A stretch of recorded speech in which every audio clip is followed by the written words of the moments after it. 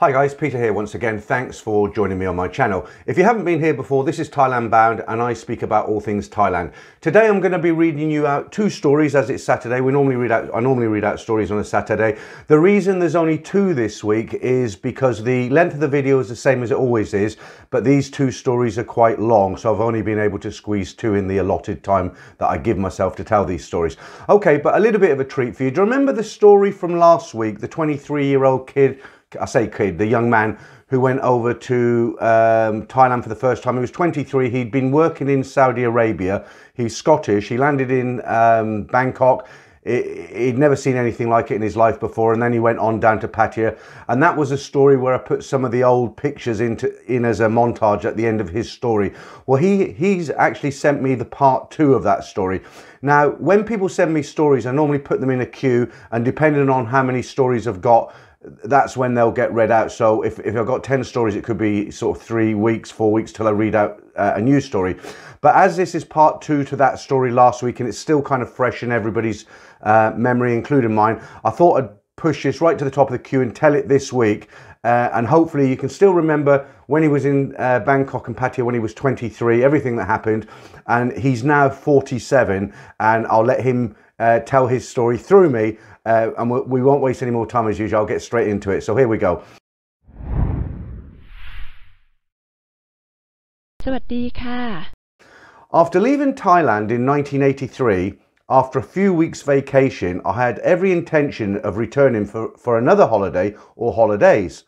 But circumstances with work in Saudi Arabia changed, and quite a few expats working for the company resigned or contracts were not renewed, so headed back home. I also headed home, married, and after some time divorced my first wife in Scotland. Fast forward from 1983 to 2007, where I was living in Scotland and was due to have my children for the summer holidays. My ex-wife had decided to take them to Europe for the 6 weeks holidays. So there I was, 4 weeks in summer and nothing much to do. My father said, "Why don't you go back to Thailand?" It had been many years since I was last there. What a great idea, I thought, remembering my first story took place in the land of smiles way back in 1983 when I was just 23 years old. So with great excitement, I wondered how much Thailand must have changed over the years. I booked my flights and arranged hotels and was soon on my way. I decided to stay in Bangkok for a week and then head down to Jomtien in Pattaya, as I had been there before. After a week of sightseeing in Bangkok, taking in the usual tourist attractions, I headed down to Pattaya. I spent the days enjoying the relaxing atmosphere of Jomtien that has a lovely beach. It had been 24 years since I had last visited Pattaya. What I discovered was a lot of change, and not for the better in my opinion. Pattaya was now a concrete jungle, and Jomtien was going the same way. Long gone were all the quaint little bamboo restaurants that I used to drink and eat in. They had all been replaced with permanent ugly structures. When I was last here, the girls were quite shy and very respectful. Now they were all shouting and grabbing at me to drag me into their bars. The old Pattaya that I remembered had changed. Now very different. The laid-back, relaxing atmosphere of the 1980s was gone forever. Did it seem this way only because I was now older? I was now 47 and not 23, the age I had been on my first trip to Thailand.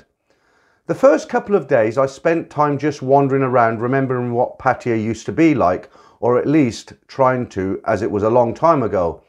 Thailand was still fun, and I was bitten by the Thailand bug again and started taking holidays every 6 months or so, but avoiding Bangkok and the main parts of Pattaya. Choosing to head straight to Jomtien instead, I tended to check into the same guest house on every trip to Jomtien, and I got to know the staff quite well. There was a particular receptionist that worked in the daytime that I was very attracted to. I asked her out on dates over my next 3 trips to Jomtien, but she always turned me down flat. Was it because she had a Thai boyfriend, or perhaps a Thai husband? Or maybe it was simply because she witnessed lots of foreign men returning to the guest house drunk with female company on their arms every night. On my 4th holiday to Jomtien, the pretty receptionist finally accepted my invitation for a date. I invited her for dinner and she agreed on the condition that she could bring a friend. I told her yes, that's fine, and to be honest, I was happy that she was just coming out with me on a date. So off we go on our date, me and my two new friends. I don't know whether it was because I got the approval of the receptionist's friend, but after this first date, the receptionist warmed to me. The rest of my holiday was spent with her, but her friend was always tagged along. Most evenings we went out for food and a few drinks, or we went to the cinema. At the end of the evening, they would both go off to their rooms and I would head back to my guest house. This holiday worked out a lot cheaper though, as I was always with the two girls. I was not getting drunk every night and I was not paying for female company. At the end of my holiday, the receptionist and her friend went to the airport with me. At the airport, it was a usual display of tears and a kiss on the cheek, and off they went. No one asked me for any money and I never offered any. I think they were happy to have just been treated to drinks, nice meals and the cinema, all paid for by me of course. When I got back to the UK, we kept in touch by Skype every day for an hour or so. This went on until I was due to return to Thailand for yet another holiday. I had managed to shuffle holidays around. It was now 4 months since my last trip. Unfortunately, the guest house that my receptionist friend worked at was fully booked up. I managed to find alternative accommodation quite close to the guest house that I normally stayed in. She was excited that I was due to arrive. I checked in and arranged to meet her later that evening. When we met later, she turned up with her friend again and seemed a little nervous at meeting me again after 4 months. Everything worked out just fine and we all enjoyed our evening together. I was starting to get a little bit bored of being in Jumptin and suggested that perhaps we could go on an organised 5-day tour together. She told me that she was not sure that she could get the time off work. However, she was also excited about going on a trip together and I fully expected her to bring along her friend and insist on separate rooms. When she found out that she could get the time off work by shifting around days off and claiming an extra day or two, I asked her about the arrangements. What did she think? She really surprised me. She said she will come on the trip with me alone and that she did not want me to waste money on 2 separate rooms. Had all my birthdays and Christmases come at once, I asked myself? Although she did not tell her parents about our planned trip, she did seek their approval at seeing a foreigner. This may seem a little old-fashioned, but if you want to date a Thai lady outside of the bar scene, this is how it works in Thailand. Well, needless to say, the trip was fantastic. We both had a nice time together. We travelled to several locations around Thailand just acting like real tourists. One place we visited was Chonburi. We were the only customers in the minivan that we had paid to travel in, and the driver told us that the next destination was a location with some hot spring pools. This would be later in the afternoon at around 4 p.m. The receptionist's sister and husband lived just 5 miles from where we were heading, so we asked the driver if we could visit the sister rather than visiting the hot pools, to which he agreed. I think the visit must have gone down well, as the receptionist received a phone call from her mother that evening asking the obvious questions and maybe not getting the whole truth about our sleeping arrangements. The 5 days were over far too quickly and it was time to head back home again. The trip to the airport and our goodbyes was even harder this time. Sitting in the aircraft on my long journey home, I was already checking dates and arranging my next trip back to Thailand. Our relationship continued and I eventually met her parents, who live in Isan. I got on well with both her mother and her father. They were not rich, but they were also by no means poor. I arranged a 3-month visa for her and then returned to Thailand with her for yet another 4 weeks holiday. We eventually got married in 2013 and she came to the UK to settle down with me. We planned to live in the UK until I retire, then we planned to move out to Thailand. In 2016, we started to build a house for our retirement. As you know, circumstances often change without notice. At 56, I was offered early retirement with a very nice cash payment from my company. I thought, why not? This is perfect, as I had planned to retire at 60 to 65, depending on my health and financial situation. At 56, I was still not very old and hopefully had a lot of years ahead of me. We are now in 2022 and I have lived here in Thailand since 2016. It has not been easy, especially living on the outside of the tourist areas and not seeing too many expats around here in Isan. The good news is that every year I notice more and more expats marrying local girls and coming up to live full-time here in Isan, so I have managed to make a few new friends. We still visit Pattaya every few months. It is so much fun to watch the untamed Pattaya and its inhabitants in action. What I love about these trips is that I can fill my boots with lots of Western food that I can't get in Isan.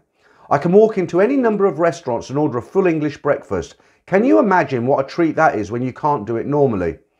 It is also good to meet up with some old friends that I met in Pattaya and share stories of each other's antics. It is a strange world sometimes.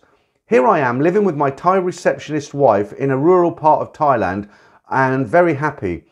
If someone would have told me back then in 1983 when I first visited Thailand at age just 23 that in 24 years time you will marry the receptionist at your hotel you stay at and live full time in a rural part of northern Thailand, I would have told them that they are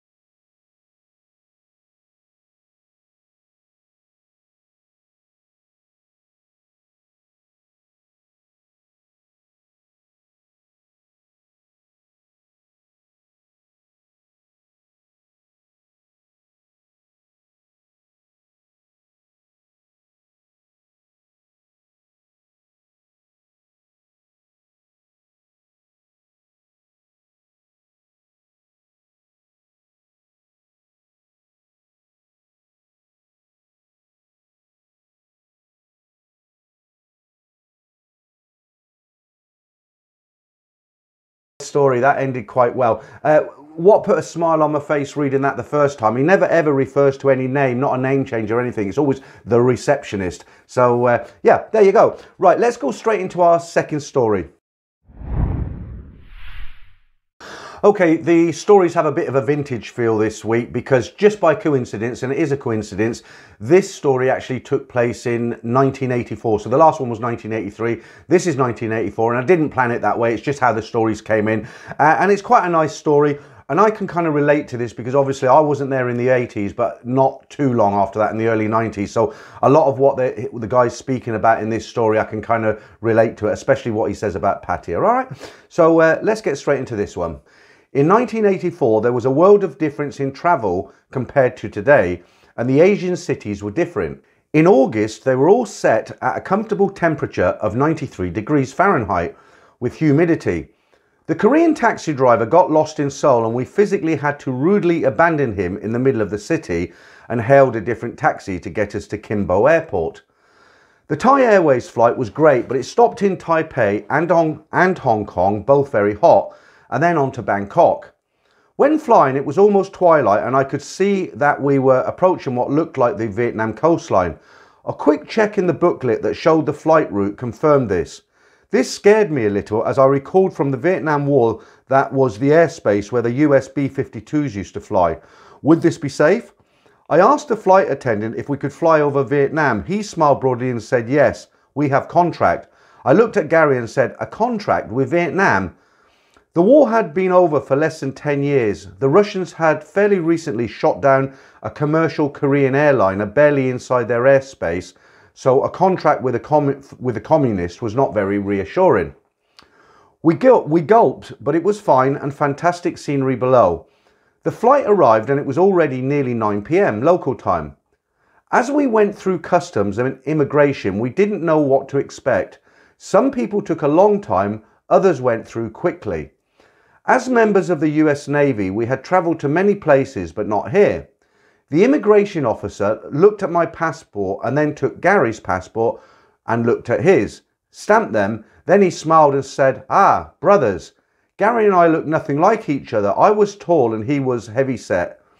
I hesitated and Gary sort of pushed me through the area. He said, we are the Pos brothers. The agent had looked at our service ranks that used to be stated in passports and saw we each had the military rank of PO2. in the passports, and he assumed that Pos was our family name. This would not be the last of our misunderstandings during this trip. Our driver got us through the city streets through Bangkok and then onto what looked like a very dark rural road to Pattaya. It was 10 p.m. or so, and you couldn't see much. Things in Thailand were not nearly so congested in 1984, and after all that flying and the harrowing taxi ride, we were getting tired. We had no internet data on what Pattaya would be like, only Navy Sea stories and a few travel brochures that gave us vague info. But we had a hotel reservation at the Grand Palace Hotel in Pattaya. Our travel agent had booked 5 nights including the free breakfast. I also had read somewhere that South Pattaya was where most of the nightlife was, and that our hotel was north of that. The Grand Palace was what is now the Dusit Thani Hotel on the north end of Pattaya Bay. We could see nothing outside because it was now dark, nearly midnight. When we got to the hotel was clearly too fancy for a couple of Navy guys like us.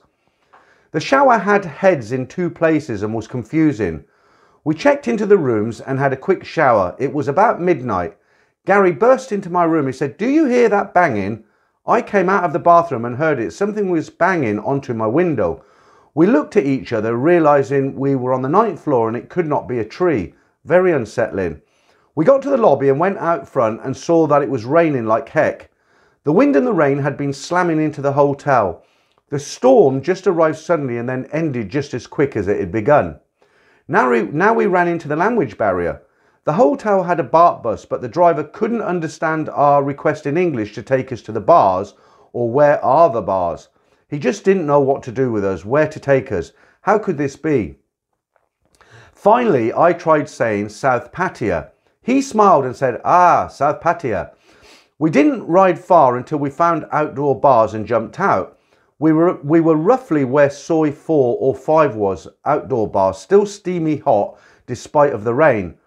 The outdoor bars were nothing fancy but had cold beer and lots of ladies. I met up with a German guy who walked me over to a food stand where we had a burger whilst Gary drank and mingled. I realise now that Pattaya was a place where you can meet and converse with so many different nationalities. This was the first German I had ever met. Later we met up with Australians, English, Scots, Swedes. I have met Australians and Russians, Indians and much more. Always managed to find some common ground to talk about things. Done with the beer, we caught a BART bus to South Pattaya. Walking Street was not really there in 1984. It was just a main drag that went all the way down. The busiest place by far was Soi Diamond, and that is where we got out. The sounds, smells, colours and of course the bars. This is hard to believe, but in 1984 there were only 8 go-go bars that we found in Pattaya, Tahitian Queen being one of them and my least favourite. The Carousel bar in the back part of Soi Diamond was crowded, and the Diamond Beach Hotel was back there and fairly new at that time. Downstairs in the hotel was a soapy body massage shop, and it closed at midnight. You didn't have to go to Soi 2/3 for Sabai Land massage, as this shop was right behind the bars. We went into our first go-go bar, and even though we had plenty of experience visiting places in Asia, this place was unlike anything we had ever seen. There were several pretty girls in bikinis dancing on stage. We sat on bar stools at the front and ordered a beer each. Oddly, they served the beers in tall glasses. There wasn't much selection, only Kloster and Singer beers. I could not take my eyes off the dancing girls, they were so lovely. I reached my beer in the tall glass without taking my eyes off the dancers because I was not looking. My hand knocked the tall glass full of beer over the bar onto the floor, more than a 4-foot drop. The full glass of beer absolutely exploded on impact. The dancers never missed a beat, but the waitress screamed, "My God, welcome to Thailand." I nearly died of embarrassment. We paid our bill and Gary got me out of there. After 2 more bars that were less eventful, we found one we liked called Candy, but still very promising. We tried to head back to the hotel, but realising that Beach Road was one way, somehow we got a driver to take us to the hotel via the first beer bar, as Gary had a lady picked out and waiting. At the hotel, we found that they require a joiner's fee for bringing in a visitor. The charge was 250 baht. The exchange rate on the US dollar back then was about 22.5 baht for $1 US. Early the next morning and before the August rain, I took a BART bus north where Wongamat is now, north of the hotel, very rural, jumped out at a food market. Just fantastic to see the morning market. It included the morning's seafood catch. I realised at that point that I was completely lost and didn't know how far I'd come or how to get back. In those days you could ask a Thai and somehow they'd get you into the right direction without a scam or suspicion. Good times. Nowadays I guess we would use GPS and the Thais know a lot more English. The August heat was brutal and we soon noticed how isolated our hotel in North Pattaya was from the action in the south. But the rooms were paid for, so we stayed. There was nothing near the hotel, no dolphin roundabout or mall, and the second road was hardly that. It was just large gaps of undeveloped land with sand and weeds.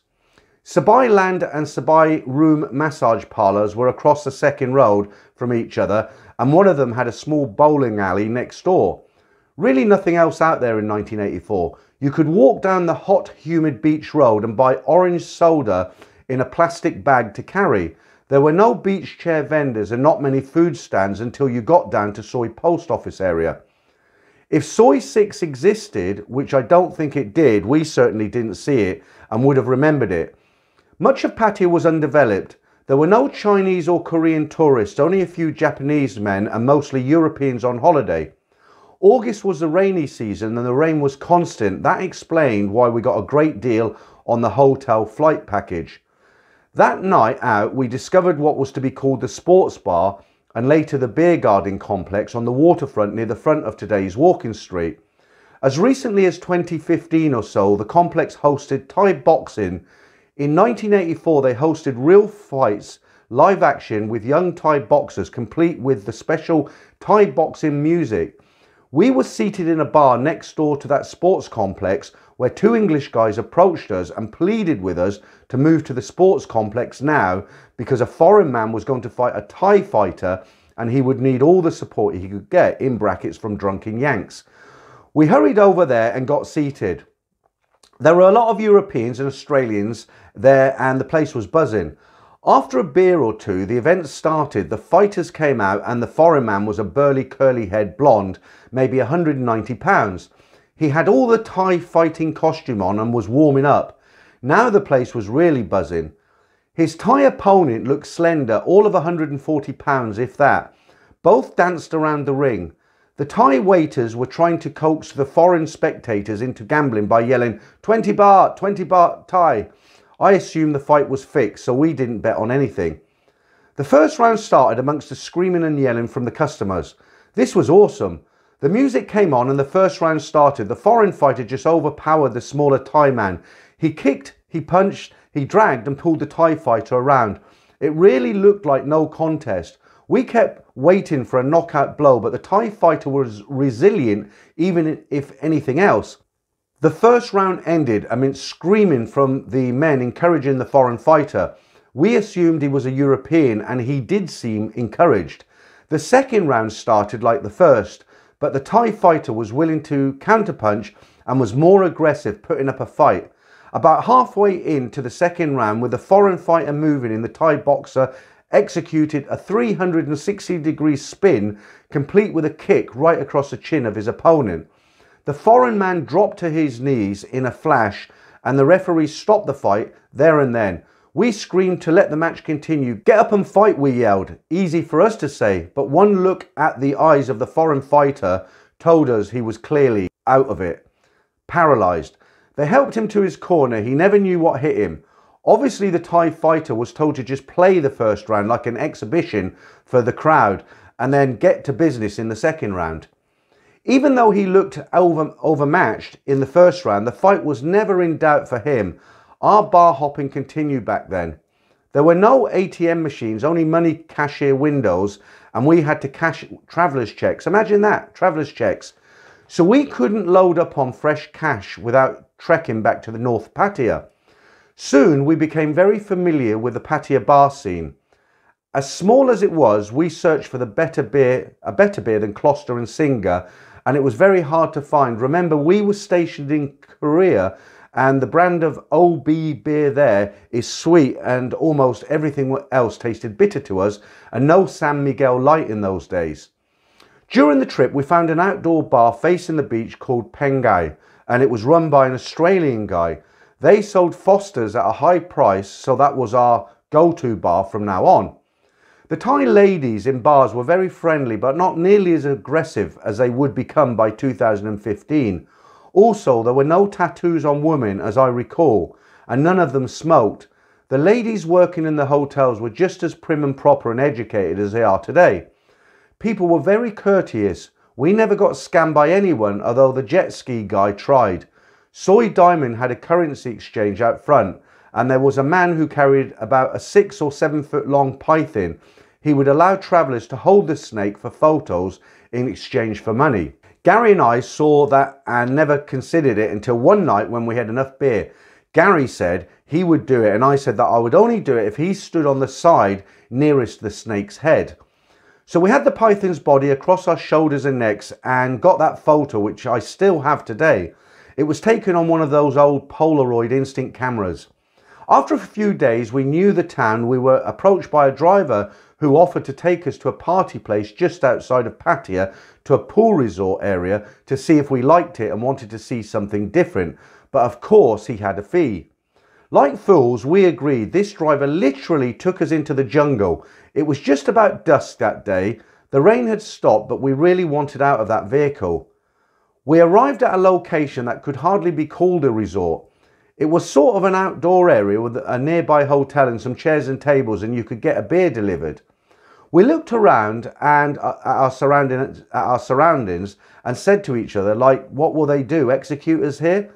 We deserve it for being talked into coming to this place. The driver then walked us to an area where there were women. Well, girls would be more like it. I didn't see a single one of them that looked older than 17, and others looked younger. This was a sad, sick place we were shown. We laughed with the men, bought everybody drinks, and then paid the driver extra to get us back to the hotel. I forget what our excuse for wanting to leave the area was, but somehow it worked out and he took us the hell out of there. We spent a total of 7 days and nights in Pattaya and then arranged a ride to Bangkok. Using information from the travel agent, no internet remember, we wanted to see Pat Pong and some sights in Bangkok before we left. It was very hot, and when we got to the hotel that was supposed to be very near to the action, the Rose Hotel, on a map was right by Pat Pong, but in the light of day it was a very sad looking place that needed to be torn down. We checked in, but they couldn't give us rooms on the same floor. This made Gary very nervous. We dropped our luggage off, walked over to Pat Pong and saw what it looked like in 1984. It looked pretty fantastic. The Pink Panther Club on the corner had pictures of dancers on the outside walls for the passerbys to see. There were food stands, go-go bars and a big night market getting set up. It looked good, but Gary was depressed about the hotel situation. We went back to the hotel, still daylight, and I pulled back my bed sheets and found ants in the bed. That was it. I went down and negotiated with the desk to pay them only part of the overnight rate and tell them we had to leave. We found a good hotel about a half a mile walking in the heat up the road called the New Peninsula. It had everything we wanted and was clean and neat. Look out, Pat Pong, here we come. Back in 1984, the area was not as expensive as in Pattaya, and there were even more ladies around. Bangkok was really great value with parks, temples, restaurants, variety, and of course Pat Pong, and a very small soy called Cowboy. The night market was good. The tailor shops would fit you and deliver your goods in less than 24 hours right to the hotel front desk. There are places near Pat Pong today that will still do that, although the prices are higher. They aren't much higher considering. Also, the area had full service barbershops and other bizarre choices. We visited the Real Grand Palace and the reclining Buddha nearby, and they were too spectacular to see. Finally, on the way back from there, we had heard that Bangkok had a new American fast food restaurant called McDonald's. Now, as we were posted in Korea where there were no McDonald's, we asked our driver multiple times to take us to McDonald's.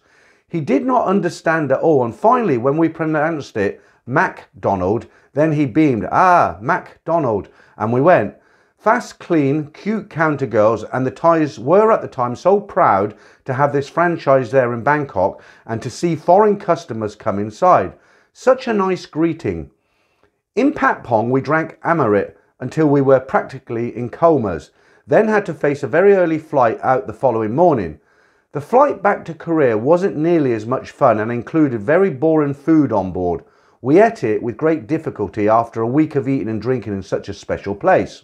We went back in 1985, and that's for the next story, which included a visit to the new Pizza Hut in Pattaya and more than in 1984. A visit to Thailand was great. It was more exotic since the world didn't travel as much back then. Visa stamps were required and an airport departure tax of 200 baht was charged. The ladies were a little less worldly. Believe it or not, they would sniff foreigners. We learned later that this was actually a derogatory act and they don't do that anymore. The guys are a little easier going and there was just such a great value in everything from the hotels to souvenirs. Nothing was made in China back then. You could get Thai hand-carved Buddhas, you could search and find North Korean stamps, snakeskin wallets and belts were plentiful. Was Thailand better then? Well, on a 2014 visit, Pattaya had around 100 go-go bars. All the vacant land was occupied. There were many more choices and entertainment venues, much more and better English spoken, and in many cases, superior service and food. Traffic, of course, was much worse. There were more Indian restaurants and the jet ski guys were off limits by 2014. Things never stay the same, and yet with enough cash, there are unlimited things to do and enjoy. And yes, those jet ski boats in Pattaya Bay still have a reputation for trying to scam foreigners. We used them anyway, and we even took a speedboat around the bay. Highly recommended a boat ride in the bay. Parasailing started about that time as well. In 1984, Thailand was a very different place to what it is today. We felt like real explorers going out into the wild for the first time. Thailand is totally commercialized now, and I feel sorry for visitors who have never experienced Thailand back then when it was truly the land of smiles and everything ran at a much slower pace. So there you go.